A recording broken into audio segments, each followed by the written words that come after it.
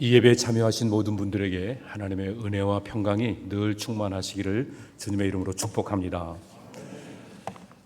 여러분, 교회에 모여서 해야 되는 가장 중요한 일들이 어떤 것인가 우리가 놓치지 않고 신앙생활을 했으면 좋겠습니다. 우리가 자칫 잘못하면 교회가 옳고 그른 것을 판단하는 자리라고 생각을 하게 됩니다.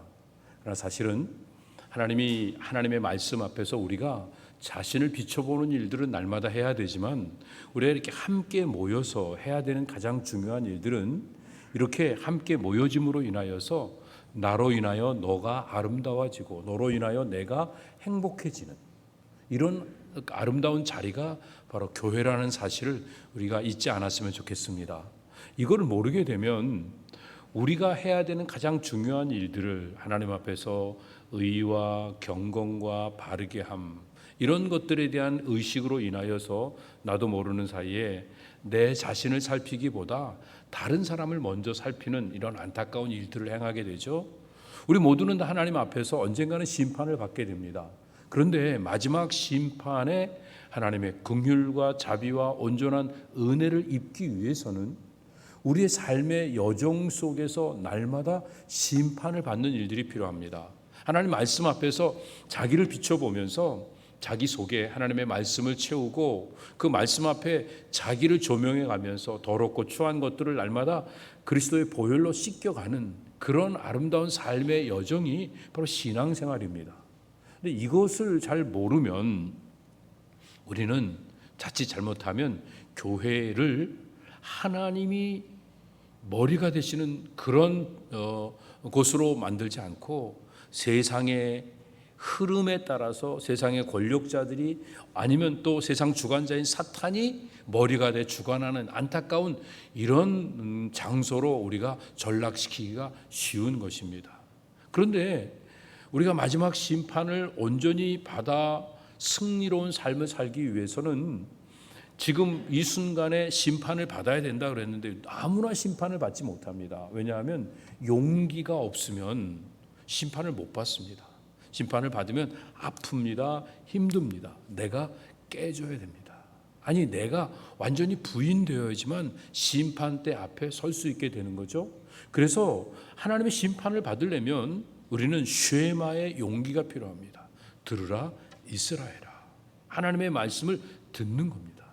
하나님의 말씀을 듣는 용기를 가질 때에만 그 말씀 앞에 겸허하게 서서 자기를 비춰보고 자기의 그 추하고 더러운 것들을 깨끗이 씻는 그 은혜를 누릴 수 있게 되죠. 그거를 십자가 앞에서 누리는 거예요.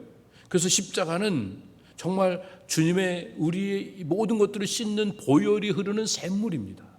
우리를 정결하게 하는 샘물이 바로 십자가입니다. 날마다 십자가 앞에 나가 우리의 모든 죄를 씻고 그리고 우리가 거룩하고 성결하게 하나님의 뜻을 이루어나가는 복된 성도들 다 되시기를 주님의 이름으로 축복합니다.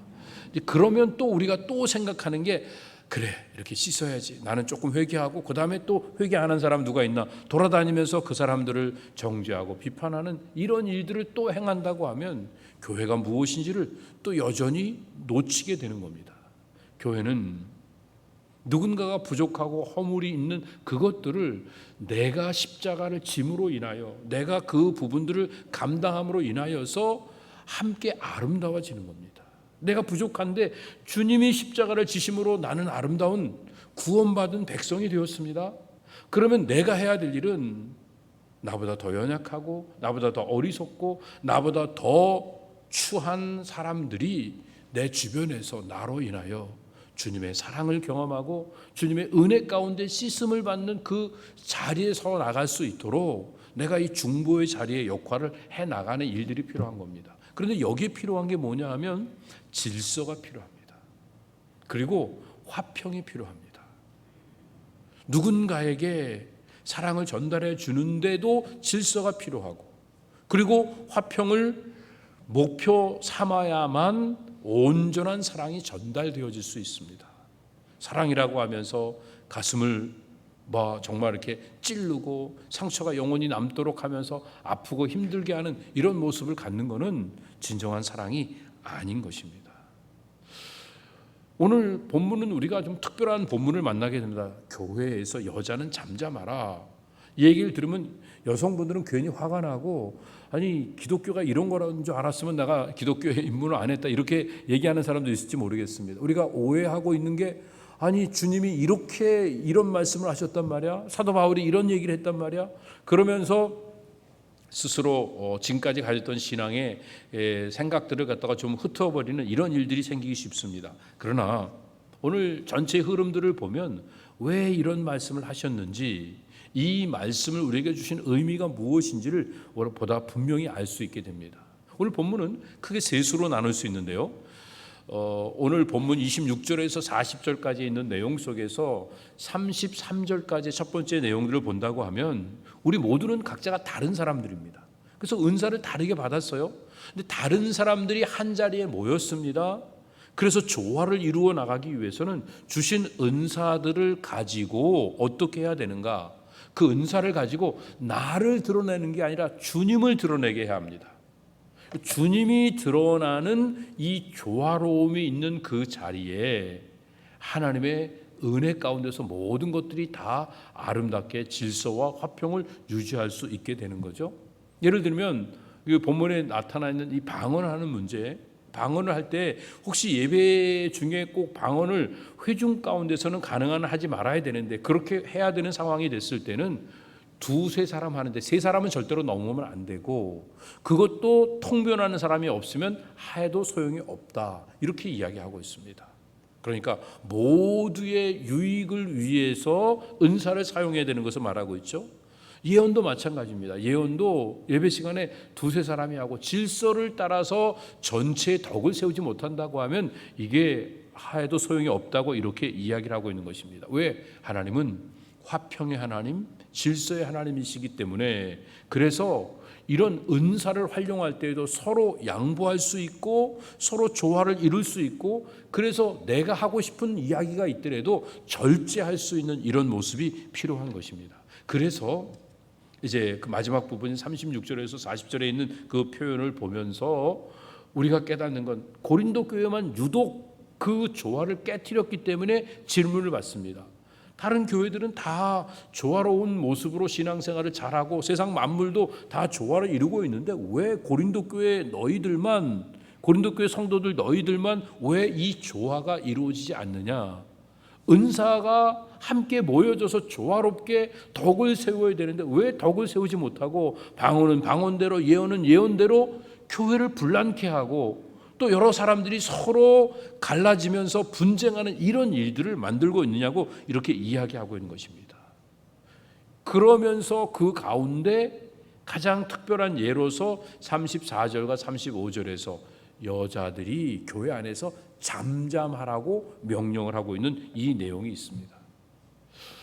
그래도 여전히 이해가 안 됩니다. 왜 여자들을 그렇게 하라고 했는가? 사도 바울이 원래 그런 사람이었던가? 아닌 걸 알죠. 왜 그랬냐 하면요, 일반적으로 우리가 이 생각에 끌려다니면서 신앙생활을 하고 있기 때문에 이 부분에 대해서 도전을 주고 있는 겁니다. 흔히들 뇌과학자들이 하는 얘기가, 내가 생각할 때 이렇게 살면 망한다, 이렇게 살면 이게 결과가 안 좋다는 걸 아는데도 불구하고 97%는 내가 생각한 대로 그대로 따라간답니다. 그리고 3%만 안 한대요. 이 개인적일 수도 있고 전체 모여있는 그룹일 수도 있습니다. 100명 모이면 97명이 그렇게 할 수 있고, 내가 개인적으로 보면 100번 할 때는 97번을 안 좋은 줄 알면서도 그냥 따라가는 거예요. 왜? 우리 생각에 끌려가니까. 생각은 새로운 것들을 맞이하고 싶어 하지 않습니다. 왜냐하면 이 뇌의 지배를 받고 있기 때문에 그렇거든요. 뇌의 영역은 익숙한 것을 가능하면 안 떠나려고 합니다. 그래서 이걸 잘 아시니까 하나님께서 아브라함을 부르셔서 첫 번째 명령하셨던 게 내 본토, 친척, 아비 집을 떠나라라고 말씀하셨던 거예요. 기존 틀 속에서는 새로운 삶을 살아갈 수 없기 때문에 말씀하셨던 것입니다. 이 새로운 세계를 왜 우리가 가는 걸 두려워하느냐? 뇌가 새로운 세계에 접근을 하는 것을 잘 못하는 이유는 뇌는 생각의 영역 속에 있기 때문에 그렇습니다. 여러분, 생각은 도대체 뭘 생각하는 거죠? 생각의 대부분은요, 생각 안 하고 싶어서 생각 안 하고 살 수 있는 걸 생각하는 거예요. 말이 좀 이상하죠? 가만히 생각해 보세요. 생각을 뭘 생각을 해요? 생각 안 하고 싶어서 생각하는, 어떻게 하면 생각 안 하고 편하게 살까? 그걸 생각하는 게 생각이에요. 그 생각은 더 나가서 거짓된 거기 때문에, 그래서 그 생각에 끌려다니지 않도록 하기 위해서 우리에게 하나님이 때로는 광야를 허락하시고 깨어짐을 요구하시고, 그리고 또 이렇게 또 본토 친척 아비집을 떠나라고 명령도 하시는 겁니다. 고린도전서 11장부터 14장까지 우리가 지금 오랫동안 살펴보고 있는데요, 이 내용은요, 하나님께서 우리를 교회로 부르셨고 그 교회가 한 몸이고 그 몸의 지체된 우리들은 머리 대신 하나님의 영광을 위해서 살아야 된다고 하는 것을, 그래서 은사도 이렇게 활용해야 된다는 것을 계속 얘기하고 있어요. 그런데 11장에서는 사도 바울이 예언을 할 때, 여인들이 교회에서 예언을 할 때는 그냥 하지 말고 머리에 꼭 수건을 쓰고 예언을 하라고 말하고 있습니다. 그런데 오늘 14장에 와서는요, 여인들이 교회에서는 잠잠하라고 말하고 있습니다. 아니, 사도 바울이 이렇게 표리가 부동한 사람이에요. 11장에서 얘기하고 몇 장 안 넘어서 14장에서 겨우 이렇게 다른 이야기들을 이야기할 수 있는 논리가 떨어지고 이성이 마비된 이런 사람일까요? 아니, 신앙이 없는 사람이에요? 그렇지 않은 걸 우리가 너무 잘 알고 있죠. 그런데 왜 이렇게 했을까요? 오늘 본문에 있는 내용은 교회에서 여자가 잠잠하라고 하는 그 말씀 전에 모든 성도들이 이 일을 따라야 된다고 말하고, 이건 여자들에게만 해당되는 게 아니라 모든 성도에게 해당되는 말인 것입니다. 바울은 우리가 잘 알고 있는 대로 헬라인이나 유대인이나 다 하나고, 종이나 자유자나 하나고, 남자나 여자나 다 그리스도 안에서 하나인 것을 강조했어요. 갈라디아 3장 28절에 있는 말씀은 복음 중에 복음이에요. 이걸 우리가 너무 잘 알고 있어요. 이렇게 말했던 바울이 여기서 교회에서 여자가 잠잠하라고 한 것은 일반론을 얘기한 것이 아니라 그 당시 고린도 교회 내에서 어떤 상황이 있었기 때문에 그 여인들을 향해서 이야기를 하고 있는 것입니다. 하나님이 주신 은사를 가지고 그 은사 안에서 자유로운 삶을 살아갈 수 있게 되었는데, 그 자유를 남용하면서 다른 사람들에게 피해를 주는 이런 일들을 하는 겁니다. 복음을 가지고 신앙 안에서 믿음을 가지고 살면 내가 받은 은혜가 다른 사람들에게도 배려가 되고 혜택이 되어야 되는데, 오히려 내가 자유하기 때문에 나는 마음대로 해도 된다고 생각하는 이런 일들이 고린도 교회 내에 특별히 여성 지도자들에게 많이 있었던 이런 모습들을 보게 됩니다. 그 당시에 고린도 교회의 사도 바울이 이야기할 당시를 보면 그 당시 관습은 어떤 거냐 하면, 여인들이 바깥에 나가서 다닐 때에는 결혼을 했으면 머리에 수건을 쓰고 다니라고 말합니다. 왜냐하면 내가 나 혼자 사는 사람이 아니라 남편에게 다스림을 받는 존재라는 것을 알려주는 게 이게 바로 정당한 일반적인 모습이었고, 이걸 만약에 결혼한 여인이 수건을 안 쓰고 다니면 그게 이상한 모습으로 적절하지 않은 행동이었던 것입니다. 그런데 고린도 교회 내에 어떤 여인들이 하나님이 나에게 은사를 주셨다, 예언의 은사, 방언의 은사, 또 병 고치는 은사를 주셨다고 그래갖고 그런 명분으로 수건을 쓰지 않고, 다른 말로 말하면 질서를 파괴하고 꺼리낌 없이 내가 원하는 대로 모든 일들을 행함으로 인하여서 교회 전체 질서에 혼란을 주고 다른 사람들의 마음을 불편하게 하는 이런 일들이 있었던 것입니다. 분명히 고린도 교회 내에서도 여인들이 기도할 수 있고요, 여인들이 또 방언도 할 수 있고 예언도 할 수 있었습니다. 그런데 질서를 무시하고 특별 계시를 받았다고 그 일들을 예배 시간에 하다 보면 예배가 혼란스러워지고 회중이 분열되어집니다. 이파 저파 나눠지게 되면 그걸로 인하여 교회 덕이 세워지지 않게 되는 겁니다. 아무리 자유를 얻었다 할지라도 목표가 질서의 하나님, 화평의 하나님을 기억하고 그리고 그 아래서 행해야 되기 때문에 사도 바울이 그들에게 명령한 것은 교회에서 여인들이여 잠잠하라. 그 모든 은사를 활용할 때는 질서 있게 화평을 추구하고 절제하면서 해야 된다는 것을 강조했던 것입니다. 사도 바울이 이런 거를 강조하는 걸 보면 여성을 무시했다 이렇게 접근하면 안 되겠죠. 왜냐하면 바울 주변에는 여인들이 너무 많았어요. 여인들이 특별히 같이 동역하는 일들을 너무 좋아했습니다. 그가 빌립보 교회를 처음 개척해서 세울 때에도요, 자주장사, 옷감장사하고 있던 그 루디아라고 하는 여인과 함께 시작을 하고 그가 주도적인 역할을 했던 것들을 보게 됩니다. 그런가 하면 또 우리 갱그리아의 여집사님인 베베라고 하는 그 분을 또 로마 교회에 보내서 자기가 해야 될 일을 대신하게 했던 이런 일들도 보게 됩니다. 가서 뭘 전했겠어요? 메시지를 전했을 거 아니에요? 이제 그 일들을 행했던 것을 봅니다. 그런가 하면 또 천막 깁는 일들을 통해서 스스로 필요한 것들을 공급받았을 때에도 브루스길라와 아굴라와 함께 아굴라의 아내인 브루스길라의 도움을 받으면서 큰 역할을 동역을 했던 이런 것들을 봅니다. 그 유니스라든지 순두계라든지 이런 사람들 정말 여인들이었지만 좋은 리더십을 가지고 선한 영향력을 끼치게 되었죠. 바울은 누구보다도 여인의 섬세함과 그 따뜻함을 알고 있었기 때문에 상처받고 힘들어하는 사람들이 여인의 손길들을 통해서 또 그 치료받고 회복되어지는 그 돌봄을 하라고 명령을 하고 그것들을 맡겨 주었던 것들을 보게 됩니다. 그런데 중요한 것은요, 우리가 신령한 은사를 사모해야 되지만 그 목표가 내 개인의 유익이 아니라 교회의 유익을 위해서 해야 된다는 것을 바울이 강조하고 있는 것입니다. 오늘 우리는 이기의 욕심 속에, 이 에고의 욕망 속에 끌려다니다가 보면 누구라도 내 욕망의 노예로 삼아버리는 어리석음을 주저없이 범하게 됩니다. 믿음의 형제도 가족들도 더 나아가서 교회도 하나님도 내 자존감 채우고 내 이익을 추구하는 일에 장애가 되면 가차없이 버리는 이런 안타까운 일들이 얼마나 많이 있습니까?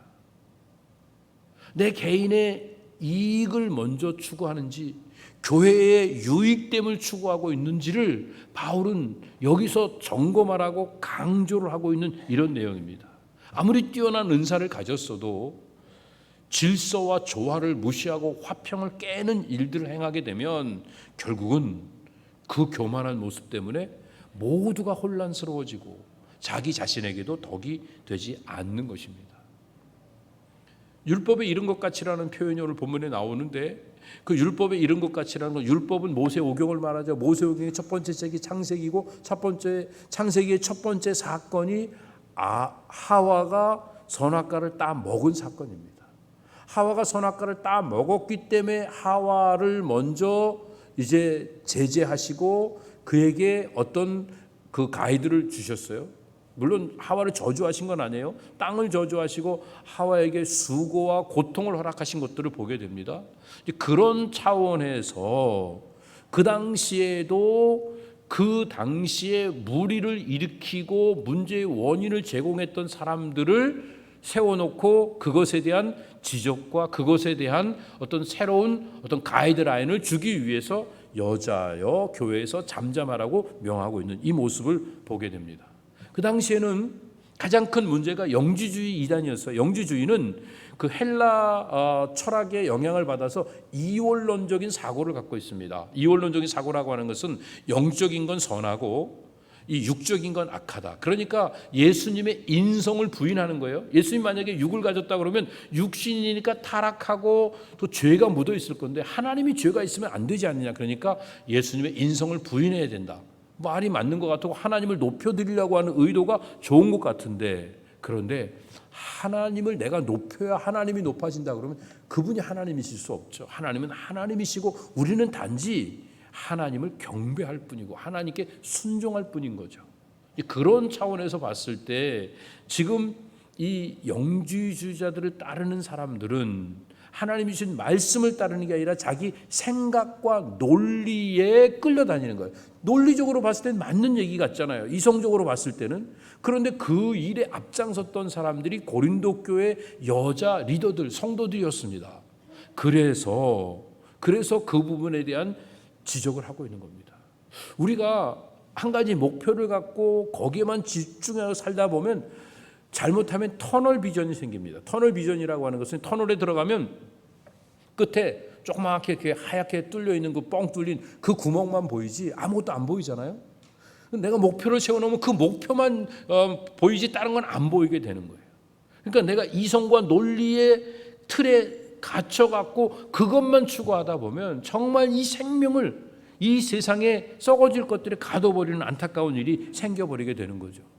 그래서 오늘 우리가 해야 될 일은 뭐냐 하면 우리의 생각의 영역을 뛰어넘는 말씀의 영역으로 나아가는 이런 일들이 필요합니다. 이 생각은 4차원의 세계 속에서 살아요. 4차원은요 나중에 보면 허상이에요. 허무한 거예요. 허구예요 다. 그런데 진실은 눈에 보이는 게 아니라 본질이고 하나님의 생명이고 하나님의 말씀인 겁니다. 그렇다고 해서 그러면 우리 눈에 보이는 현상적인 게 다 무의미하고 무가치하냐? 그렇진 않아요. 우리가 이렇게 생각에 끌려다니면서 보이는 현상의 삶을 추구하며 살다 보면 이게 헛된 걸 알게 되고 이게 의미가 없는 걸 알게 되고 그래서 자신의 한계를 인정할 수밖에 없게 되는 거죠. 그래서 자기 한계를 인정하는 그 순간에 내가 깨어지게 되고 내가 깨어지면 새로운 차원이 열리게 되는 것입니다. 그래서 하나님은 생각을 활용하시는 거예요. 우리의 이고를 사용하시는 거예요. 그래서 내가 한 일이 얼마나 엉터리고 내가 한 일이 얼마나 헛된가를 아는 그 순간에 내가 하나님 앞에 자신을 깨트릴 수 있는 그 하나님의 말씀을 만나는 그 자리를 위해서 우리의 이고와 우리의 생각을 허락하시는데 우리는 그게 다인 줄 알고 거기에 끌려다니는 이런 안타까운 삶을 사는 거죠. 예를 들면 우리는 시간, 공간, 눈에 보이는 공간 이건 절대적인 거고 시간 이거 절대적이라고 이렇게 생각을 해요. 근데 여러분 옛날에 인터스텔라라고 하는 영화 혹시 보신 적 있나요? 그거 보시면 저 다 보진 않았고 이제 그 유튜브에서 잠깐 부분만 봤는데요. 그 실제적으로 그 우주선에 올라갔다가 내려와 보니까 그 사람하고 올라갔던 사람하고 땅에 있던 사람하고 나이 차이가 나는 거예요. 똑같은 시간을 보냈는데도 만나니까 우주에서 보낸 시간하고 여기서 땅에서 보낸 시간하고 차이가 나는 거예요. 그걸 통해서 우리가 깨닫는 게 뭐예요? 여러분 시편 90편 4절에 있는 말씀이나 베드로 후서 3장 8절에 있는 말씀이나 이런 말씀을 보면 이제 천년이 어제 같고 지나간 밤의 경점 같다 이렇게 표현하는가 하면 주님께는 하루가 천년 같고 천년이 하루 같다고 하는 이상한 말씀을 하십니다. 이게 뭐 은유 같고 이건 또 무슨 영적으로 해석을 해야 되는 것 같은 이런 느낌이 우리에게 있어요. 지금이 아니라 나중에 우리가 뭐 죽고 난 다음에 거기서 천상에서 이루어지는 일이라고 생각하는데요. 근데 과학자들이 이야기를 합니다. 블랙홀에 대한 이야기를 들어보셨죠? 뭔가 자기장이나 빛이나 쫙 빨려 들어가면 더 이상 나오는 데가 없는 그런 블랙홀이 어딘가에 있어요. 근데 그거를 이제 그 뭐 있는 것만 알다가 2019년도에 누가 그 만환경 갖고 블랙홀을 촬영해 갖고 아마 대서특필한 적이 있어. 언젠가는 한번 예배 시간에도 보여드렸죠. 그런데 거기만 가도요. 벌써 이건 아인슈타인 뭐 이런 그 과학자들 이런 사람들이 증명해 낸 거예요. 거기서의 하루와 여기서는 하루가 10년이 될 수도 있고 100년이 될 수도 있다는 거예요. 거기가 그 좁혀지면서 거기가 굴곡이 있고 그 속에서의 어떤 그 밀도가 다르기 때문에 그 밀도로 인하여 자기장으로 인하여 중력으로 인하여 생기는 어떤 시간의 차이가 분명히 있다고 말하는 거예요. 이건 과학자가 하는 얘기예요. 영적으로 무슨 신령한 얘기를 하는 게 아니라 분명히 있는 거예요. 그런데요, 사탄은 지금도 우리가 눈에 보는 현상에 시간과 공간에 갇혀서 보이는 건 내가 아는 게 다라고 내 논리와 이성, 내 생각의 카테고리 안에 있는 게 다라고 거기다 우리를 가둬놓고 있습니다. 그런데 하나님은 우리를 무한 차원의 세계로 끌고 가십니다. 보이는 게 다가 아니고 하루가 천년이 될 수도 있고 천년이 하루가 될 수도 있고 밤의 한 경점같이 순간 지나갈 수도 있다. 이렇게 하나님께서 말씀을 하시면서 그러면 우리가 지금 이 카테고리 생각의 카테고리 속에 허상에 갇혀서 삶을 살지 않고 실제를 누리며 살기 위해서 어떻게 해야 될 것인가. 그래서 우리에게 도전 주시는 건 뭐냐면 현재를 용납하는 겁니다. 그리고 다른 차원의 삶을 추구해 나가는 겁니다. 그래서 우리가 예배 드릴 때마다 현재 이 안타까움을 가지고 주님 앞에 나와서 호소하는 겁니다. 주님, 너무 속상합니다. 왜 세상이 이래야 되죠? 왜 이렇게 억울하고 안타까운 일들이 세상에 많은 거죠? 그러나 여기가 끝이 아님을 제가 압니다. 하나님의 약속이 이루어질 줄 믿습니다. 어린 양과 사자가 함께 뒹굴고 어린아이가 독사굴에 손을 놓고 장난쳐도 물지 않는 이런 나라가 도래할 줄 믿습니다. 그러면 그 꿈을 꾸는 일을 하는 겁니다. 이게 바로 예배입니다. 새로운 차원을 향해서 나가야 되는데, 근데 우리는요 자꾸만 이 풍성하고 아름다운 영원한 생명을 우리가 어릴 때 배운 교리 속에 가둬놓고, 내가 경험했던 또 어떤 이성 속에 가둬놓고, 그리고 내 생각의 카테고리 속에 틀에 가둬놓고 오로파일링 시켜놓은 겁니다.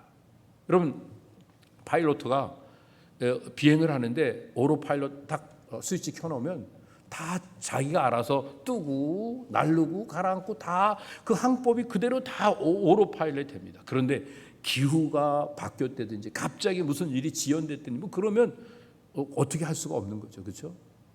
오로파일럿으로 모든 게 다 될 거라고 생각하고 교리와 이성과 논리와 내 경험의 생각 속에 신앙을 가둬버리는 이 안타까운 일들이 우리에게 생기기 시작하면, 그러면 하나님의 섭리가 뭔지도 놓치게 되고요, 또 하나님의 그 권세가 뭔지도 우리가 하나도 활용을 할 수 없게 되고요, 하나님의 인격을 조금도 드러낼 수 없는 이 안타까운 자리에서 하나님이 주신 놀라운 복의 권세, 다스림의 권세를 그냥 꽁꽁 묶어놓고 끌려다니는 삶을 살 수밖에 없게 됩니다. 우리가 어떻게 해야 됩니까? 이제는 하나님의 은혜 아래 사는 게 뭐냐 하면, 우리가 무한 차원의 생명을 누리면서 즐거워하고 기뻐하고, 지금 현실적으로는 아무것도 좋은 게 없는데 우리는 무한 차원을 사니까 하나님이 모든 걸 복되게 하실 것이니까 그 복을 믿음으로 바라보며 즐거워하고 기뻐하고 행복하게 삶을 사는 겁니다. 그래서 사도 바울이 고린도전서를 시작하면서 뭐라고 말합니까? 1장 7절에서 너희가 모든 은사에 부족함이 없이 우리 주 예수 그리스도의 나타나심을 기다림이라. 7절 전에 6절에 보면 그리스도의 복음, 그리스도의 증거가 너희 중에 견고케 되었다고 말합니다. 그 전에 5절에 보면 은사가 풍족했다고 말하고, 그 전에 4절에 보면 은혜 안에서 이루어진다고 말합니다. 4절부터 다시 순서적으로 말하면 우리가 하나님의 은혜 안에서 은사가 풍성해지면 우리의 신앙이 견고해지게 되고, 그 견고한 가운데 하나님의 은사를 잘 활용하게 되면, 그러면 내가 아니라 하나님이 나타나는 아름다운 영광의 삶을 우리 모두가 살아가게 될 거다. 그 꿈을 가지면서 고린도 교회 이 편지를 시작했던 겁니다. 고린도 교회는 엉망진창이었습니다. 분쟁하고 분파하고 그러면서 서로 잘났다 그러고, 그것 때문에 많은 아픔과 상처들을 가지고 살아가고 있는 그 현실의 모습이지만, 눈에 보이는 게 다가 아니라 보이지 않는 하나님의 그 약속을 선포하면서 믿음을 가지고 이제 그들 앞에 당당하게 섰던 것들을 보게 됩니다. 하나님 주신 은사를 마음속에 품고 그것을 가지고 내가 헌신하며 믿음으로 나아가면, 그러면 나도 모르는 사이에 주님이 나타나는 이런 복을 누려갈 수 있게 되는 것입니다. 우리 모두가 이제 하나님의 은혜 안에서 생명의 교제를 나누는 이런 복된 삶을 사는 일들이 필요합니다. 생명의 교제를 나눌 때마다 우리에게 주어지는 복이 뭐냐면, 내가 나로서 행복해지는 겁니다. 더 잘나지 않고 뭐 더 연봉 더 많이 받아야 되고, 그리고 내가 다른 사람한테 더 인정받아야 되고, 내가 더 건강해야 되고, 내 믿음이 더 좋아져야 되고가 아니라 그냥 내 모습 이대로 주님이 날 사랑하셔서 날 구원해 주셨기 때문에, 그래서 나로 부족함이 없다고 견고하게 서 있으면서 주님을 기다리면, 움직이는 건 내가 움직이는데 나타나는 건 주님이 나타나시는 이 복을 누리게 되는 겁니다. 근데요, 그래도 우리는 자꾸만 내 생각대로 내가 원하는 대로 해야 되는데, 내가 알고 있는 거 있잖아요. 하나님의 뜻이 뭔지, 선교해야 된다, 구제해야 된다, 교회가 부흥해야 된다, 또 교회에서는 이렇게 착하게 살아야 된다, 우리가 뭐 이런 이웃들에게 사랑을 베풀어야 된다, 이런 어떤 카테고리 속에 집어넣었던 강박관념, 이게 어느 순간 나아지지 않으면 내가 나로 자유할 수 없게 됩니다. 내가 이걸 해야 되는데 이걸 못 해갖고 늘 죄책감에 시달려서 끌려다니다 보면 사람들 앞에서는 잘하는 척하는데 나 혼자 있을 때는 아무것도 못하고 세상에 헛된 것 추구하는 이 모습 보면 이 괴리감 때문에 더 속상하고 힘들어갖고 어쩔 줄 모르고 뭐 그렇게 맨날 살 수 없으니까 사람들 앞에서 자꾸만 이 오로파일렛을 걸어놓고 그리고 그냥 자동적으로 교리 안에서 특별한 거 문제 없이 그냥 끌려가는 이 신앙의 루틴을 그냥 인조해하면서 살아간다고 하면 우리의 생명은 놀라운 능력을 그냥 다 놓쳐버릴 수밖에 없게 되는 겁니다. 내가 나로 피어나기 시작하는 그 순간에 내 안에 허락하신 여호와 이레의 축복, 다스림의 권세, 이게 아름답게 피어나는데 그거를 그냥 가둬놓고 그건 그냥 놔두고 내가 그냥 조금 뭔가를 하는 것 같으면 사람들한테 이래라 저래라 그러고 다른 사람이 이렇게 저렇게 하는 거 간섭하고 그렇게 살다 보면 주어진 은사를 가지고 오용을 하는 겁니다. 내가 조금 다른 사람보다 기도 열심히 하면 기도 안 하는 사람이 눈에 보여갖고 막 야단치고, 내가 다른 사람보다 찬송 조금 열심히 하면 찬송 부르는 시간에 딴짓하는 사람들 보면 막 뭐라고 지적하고 비난하고, 내가 봉사 열심히 하다 보면 아무것도 안 하고 그냥 교회만 왔다 갔다 하고 있는 사람들 보면서 막 불편해하고, 이게 하나님이 주신 은사를 오용하고 있는 겁니다. 왜 이런 주신 은사를 오용하는 일이 생기느냐? 그건요, 내 의가 개인의 의라고 생각해서 그래요. 우리가 의로운 건 우리 개인이 의로워지지 않아요. 나 혼자 있을 때, 우리가 아무리 구원받아도 나 혼자 있을 때 의로워지는 게 아니라 그리스도와 함께 있고 그리스도의 몸된 교회의 지체가 되었을 때 우리가 의로운 거예요. 나 혼자 있을 때는 여전히 추하고 더럽고 악한 삶을 살아갈 수밖에 없는 존재인 것을 알아야 이제 우리가 주변에 있는 사람들과 함께 하려고 하고 이 사랑의 생명의 코이노니아를 나누는 게 얼마나 복된 건지를 알면서 사모하면서 한 사람을 대해도 진실되게 대할 수 있는 이런 복된 모습을 가질 수 있는 겁니다. 하나님의 은혜를 받은 사람은 내가 나 될 수 있으니까, 내가 나 되면 행복해지게 됩니다. 근데 내가 나 된 사람은요, 가장 중요한 게 너를 너되게 합니다. 내가 행복한 사람은 너를 행복하게 만들어갈 수 있게 됩니다. 이게 사랑의 교통입니다. 나됨의 기쁨을 통해서 우리됨의 기쁨으로 승화해 갈 수 있는 놀라운 은혜가 우리 모두에게 풍성하게 임하게 될 줄로 믿습니다. 예수님이 이 땅에 오신 목적이 뭘까요? 물론 우리 구원하러 오셨죠. 그런데 우리를 어디서 구원하시는 거예요? 예수님이 우리를 어디서 구원하시기 위해서 오신 거예요? 세상의 악한 데서 우리를 구원하시겠지만 예수님이 가장 힘써 행하신 걸 보면 우리를 종교에서 구원하시기 위해서 오셨어요.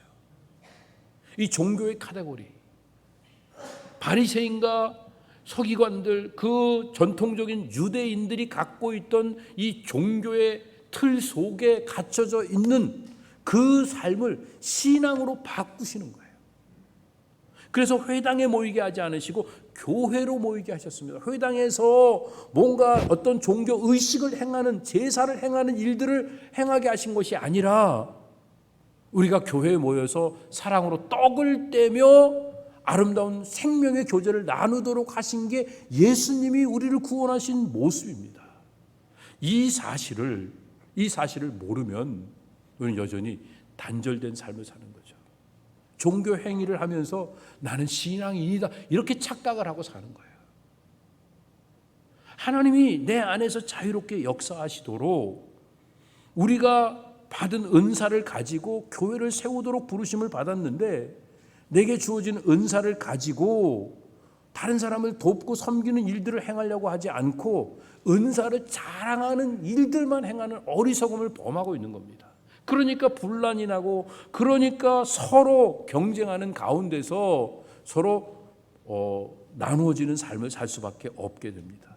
교회는 이렇게 다양한 사람들이 모였는데 하나가 된다는 건 기적 중에 기적입니다. 근데 어떤 교회는 기적이 안 일어나요. 내가 안 죽으면, 내가 죽어야 다른 사람들이 하나 될 수 있는데 내가 안 죽고 그냥 멀쩡하게 있으면 절대로 기적이 일어나지 않습니다.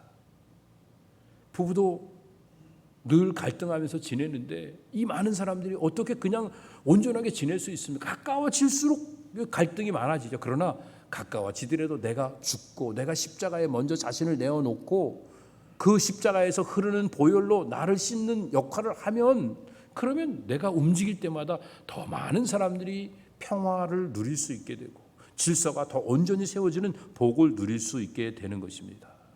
하나님이 우리에게 은사를 주신 건요, 선물이에요. 근데 그 선물은 가만히 갖고 있으라고 주신 게 아니라 그걸 활용을 해야 합니다. 우리 성가대원들 열심히 찬양하는데 다 탤런트가 있는 분들이에요. 보통 분들이 아니에요. 이 귀한 탤런트를 가지고요, 주중에 한번 모여서 연습도 하시지, 예배 전에도 연습하시지, 또 필요하면 또 예배 후에도 또 연습하고 개인적 레슨도 또 받으시고, 그러면서 수고하고 헌신하고 하는 일들을 통해 은사가 아름답게 활용되어지는 거예요. 내가 받은 은사를 가지고 자랑만 하면 그건 제주 피우는 게 되지 하나님 앞에서 다른 사람들의 덕을 세울 수가 없게 되는 겁니다.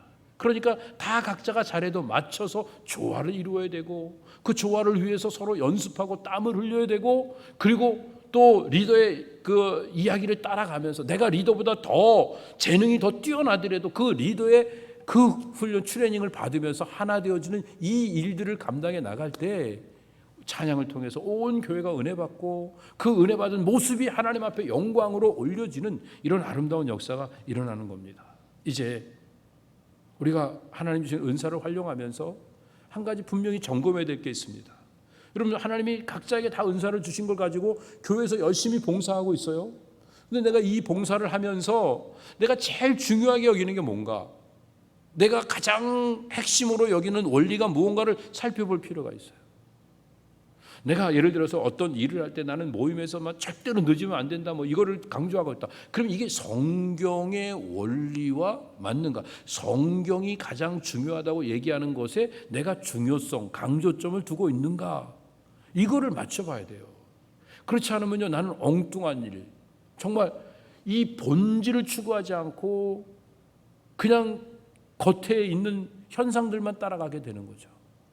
어떻게 보면 하나님께서 우리에게 생명을 주셔서 이 생명이 얼마나 아름다운 거예요. 이 생명을 가꿔야 되는데 생명을 가꾸지 않고 어떻게 먹고 살까 생존에만 관심을 갖는다고 하면, 거기에 은사가 활용되어진다고 하면 교회 덕을 세울 수가 없게 되는 겁니다. 그래서 그 일을 위해서 우리가 정말 수고해야 됩니다. 수고하다가 누가 안 알아줘도 중간에 포기하거나 또 자리를 바꾸는 이런 일보다는 모든 일들 덕스럽게 잘 할 수 있어야 됩니다. 여러분, 야곱이 어떻게 새로운 인생을 살아가게 됩니까? 열심을 내었을 때입니까? 뭔가 생각을 많이 했을 때입니까? 아니요, 하나님을 만나서 자기가 깨어졌을 때. 그는 이스라엘로 새로운 인생을 살게 되는 그 분기점이 자기의 환도뼈가 위골되어서 탈골되어서 제대로 걸을 수 없고, 이 작은 걸음걸음을 옮길 때에도 절름절름하면서 뛰어다닐 수도 없고 정말 불편하게 자기 원함대로 움직일 수 없는 제약을 가질 때 그가 자기 자신이 누구인가를 알았던 겁니다. 내가 누군가를 알게 되니까 하나님이 주시는 새로운 차원의 삶을 살게 되는 거죠. 내가 나로서 행복한 거예요. 나로서 자유로운 거예요. 여러분, 내가 나로서 행복한 게 언제입니까? 내가 나로 있는데 너무너무 좋아요. 그럼 행복하잖아요. 내가 나로 있는데 너무너무 편해요. 그럼 자유로운 거예요. 여러분, 좋으십니까? 편하십니까? 그건 구원받은 사람만 할 수 있어요. 구원이 뭐예요? 하나님이 우리의 모든 것들을 책임지시는 거예요. 하나님이 우리의 모든 죄짐, 우리의 모든 악한 마음, 이것까지 다 감당하셨기 때문에 나를 내 모습 이대로 다 받아주셨다. 그 확신이 들면 주님이 멜로디처럼 들려주는 음성이 I love you as you are. You don't have to change anything. 너는 아무것도 안 바꿔도 너무 있는 모습 그대로 내가 널 사랑한다. 그 속삭임이 내 속에 들려서 그게 내 가슴을 뛰게 만들면, 그러면 있는 모습 그대로 내가 사랑받는구나. 화장도 안 해도 되고, 내가 정말 멋지게 출세도 안 해도 되고, 더 많은 것들을 갖지 않아도 되고, 더 열심을 내지 않아도 나는 사랑을 받는구나. 그 사실을 가지면 내가 너무너무 좋죠. 너무너무 자유롭죠. 그러면 그게 진짜 자유고 그게 진짜 행복인 거예요. 이런 삶을 살아가도록 하나님이 우리를 부르신 줄로 믿습니다. 그 일들이 언제 일어난다고요? 내가 다리를 절름거릴 때, 내가 원하는 대로 내 힘을 쓰지 못할 때 새로운 삶의 전기가 열리게 되는 것들을 경험하게 되는 것입니다. 오늘 우리가 이렇게 만나서 같이 예배를 드리고 나면 우리 삶이 좀 달라져야 되는데, 예배 드리고 나면 또 여전히 근심, 걱정, 염려가 또 밀려오기 시작하죠. 예배를 잘못 드린 건가요? 아니요. 여러분들이 정말 영으로 예배를 드려야 되는데 생각으로 예배를 자꾸 드리려고 해요. 마음으로, 중심으로 주님 앞에 나아가야 되는데 이 뇌의 작용 속에서 우리가 하나님 앞에 나아가려고 하는 일들이 얼마나 많은지 모릅니다. 하나님의 말씀에는 꿈이 담겨져 있어요. 비전이 있는 거예요. 하나님 나라의 비전. 그 꿈을 담은 사람들은 말씀을 받을 때 말씀을 통해서 내가 도덕적으로, 윤리적으로, 또 더 나아가서 정말 모든 면 인격적으로 훌륭해져야 된다, 이런 어떤 챌린지를 받는 게 아니라, 나는 부족하지만, 세상은 악하지만 하나님이 이렇게 바꾸실 거구나, 하나님이 이렇게 세상을 온전케 하실 거구나, 그거에 대한 가슴 벅찬 꿈, 그 비전들을 갖는 겁니다. 그런데 이렇게 예배를 드리고 났는데 아무도 꿈이 생기지 않고 그냥 여전히 그냥 말씀을 듣고도 그냥 또 염려, 걱정, 근심하고 나아간다 그러면 결국은 우리의 삶에 무슨 소망이 있겠습니까? 우리가 왜 이런 안타까운 일들이 일어나는 거죠? 생각으로 예배를 드리니까. 생각의 이 뇌의 카테고리 속에 이 4차원의 세계에 갇혀버렸기 때문에 그렇습니다. 성령이 임하시면 어떤 역사가 있다고 약속하셨죠? 아이들도, 청년들도, 장년도, 노년도 다 꿈을 꿀 거다, 비전을 가질 거다 말합니다. 장래일을 말할 거다고 말합니다. 오늘 우리가 해야 될 일은요, 하나님의 비전을 갖는, 하나님의 꿈을 꾸는 예배, 하나님의 꿈을 꾸는 말씀 공부, 하나님의 꿈을 꾸는 성도의 교제를 이루어 나가는 이런 교회가 되어야 됩니다. 그래서 크로스의 성경 공부 시작합니다. 뭐 지식적으로 여러분 뭐 다 메모리하고 그거 막 암기하자고 그렇게 여러분 초대하는 거 아닙니다. 그냥 들으시면 됩니다. 길지도 않습니다. 5주 동안에 여러분들이 그냥 하나님 나라의 비전, 하나님의 구원 계획, 하나님 우리를 어떻게 아름답게 하실 것인지에 대한 그 이야기를 듣고 그 꿈을, 그 비전을 마음에 간직하기만 하면 됩니다. 그러면 우리 인생이 달라지기 시작합니다. 이제 질서의 하나님, 화평의 하나님이 우리를 통해 역사하실 것을 믿기 때문에 우리에게 주어진 은사가 크든지 작든지 그것을 통해서 덕을 세우면서 내가 나로 자유하고 내가 나로 행복해하면서 인생의 발걸음을 한 걸음 한 걸음 옮겨가면 됩니다.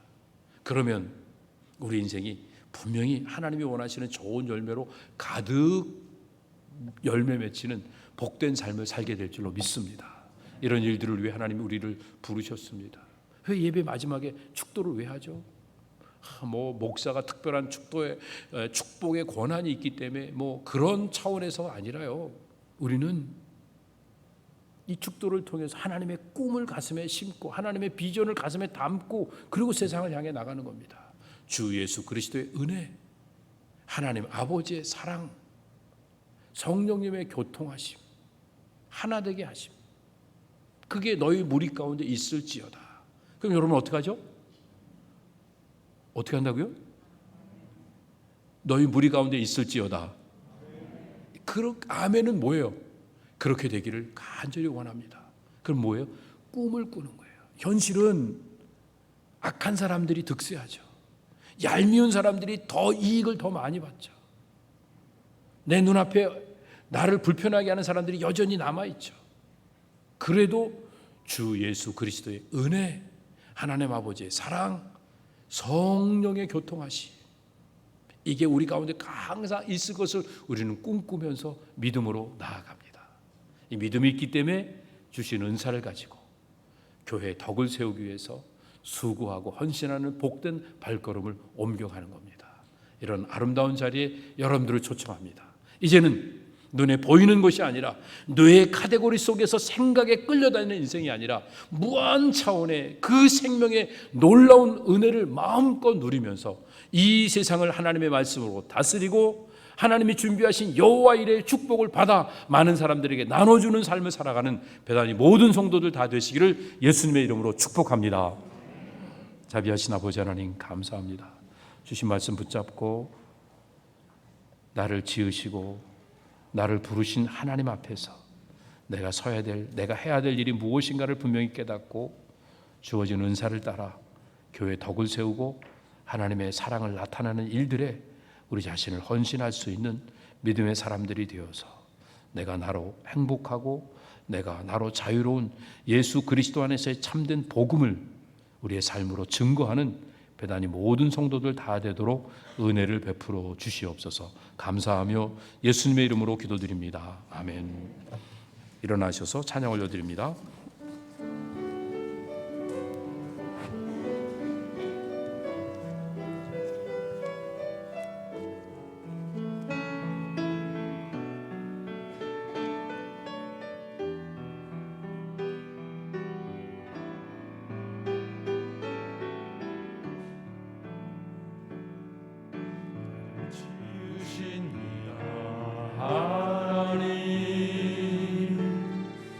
나를 부르시니까 하나님, 나를 보내시니도 하나님, 나의 것을 다 하나님 은혜라. 나의 달려갈 길 나가도록 나의 마지막 걸음 다하도록 나로 그 십자가 품게 하시니 나의 나 된 것은 다 하나님 은혜라. 한량없는 나쁠 길 없는 은혜, 내 삶을 애워싸니 하나님의 은혜. 나 주저함 없이 그 땅을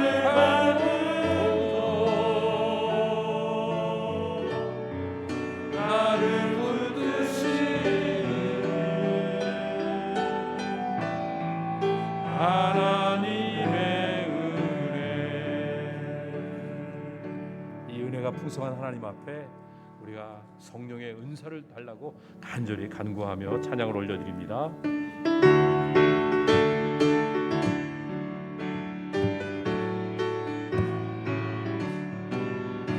은혜가 풍성한 하나님, 믿는 자 한 사람 한 사람, 어제나 오늘도 언제든지 변찮고 보내 주시네.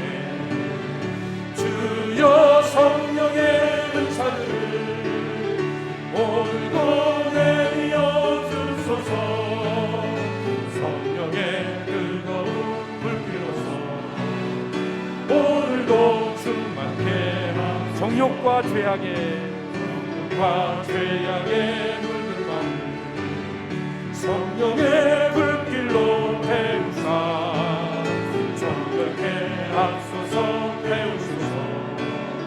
깨끗게 하소서. 희생의 제물로 돌아가신 희생의 제물로 돌아가신 우리 주 예수님이시여, 구속의 은혜를 내리시사 오늘도 구원해 주님의 기쁘신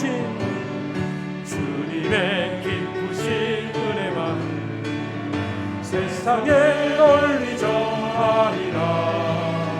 하늘의 능력과 권세로서 오늘도 입혀 주옵소서. 주여 성령의 은사들을 오늘도 내리어 주소서. 성령의 뜨거운 불길로서 오늘도 충만케 하소서. 주여 성령의 은사들을 오늘도 내리어 주소서. 성령의 뜨거운 불길로서 오늘도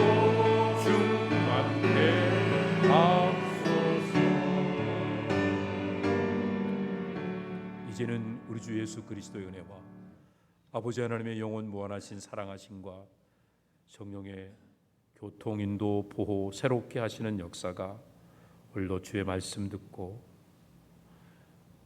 세상의 헛된 욕망을 내려놓고 하나님의 뜻, 하나님의 마음, 하나님의 꿈, 그 비전을 우리의 가슴에 담고 이 세상의 눈에 보이는 것들을 따라 행하지 않고 하나님의 약속이 반드시 이루어질 것이기에 그 약속을 이루는 그 일들에 주님의 제자가 되어서 주님 가신 십자가의 길을 믿음으로 한 걸음 한 걸음 걸어가기 위해 주신 은사를 가지고 헌신하며 힘써 수고하는 가운데 주님의 몸된 교회 덕을 세우기를 간절히 열망하는 주의 백성들 머리 위에 저들의 가정 위에 산업 위에 온 교회 위에 이제로부터 영원토록 함께 있을지어다. 아멘.